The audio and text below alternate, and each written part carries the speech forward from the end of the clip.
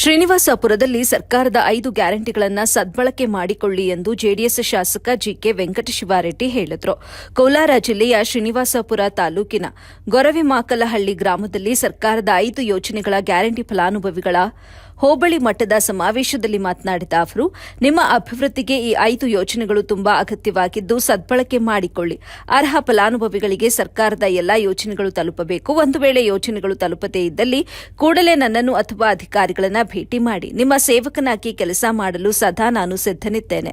ವಿಶೇಷವಾಗಿ ಮಹಿಳೆಯರಿಗಾಗಿ ರಾಜ್ಯ ಸರ್ಕಾರ ತುಂಬಾ ಉತ್ತಮ ಯೋಜನೆಗಳನ್ನು ತಂದಿದೆ ಅಂತ ಹೇಳಿದರು.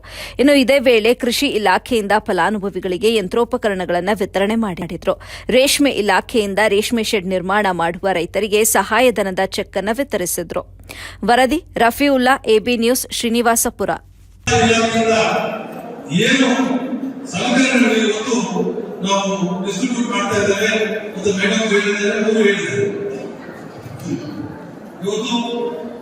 ಸರ್ಕಾರ ಯೋಜನೆಗಳ ಬಗ್ಗೆ ತಹಸೀಲ್ದಾರರು ಹೇಳಿದ್ರು.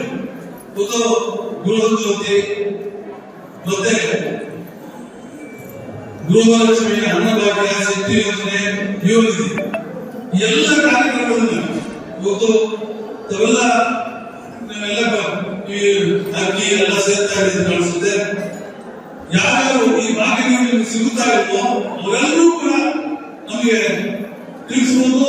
ಯಾವುದೇ ಒಂದು ಸಂದರ್ಭದಲ್ಲಿ ನಾನು ಅಧಿಕಾರಿಗಳಿಗೆ ಸಂಬಂಧಪಟ್ಟ ಅಧಿಕಾರಿಗಳಿಗೆ ತಿಳಿಸಿ ಆ ಯೋಜನೆಗಳನ್ನ ನಿಮಗೆ ಸೇರುವಂತಹ ಒಂದು ವ್ಯವಸ್ಥೆಯನ್ನು ಮಾಡ್ತೇನೆ ಅಂತ ಹೇಳ್ಬಿಟ್ಟು ಸಂದರ್ಭದಲ್ಲಿ ಎಲ್ಲ ನಿಮ್ಗೆಲ್ಲರೂ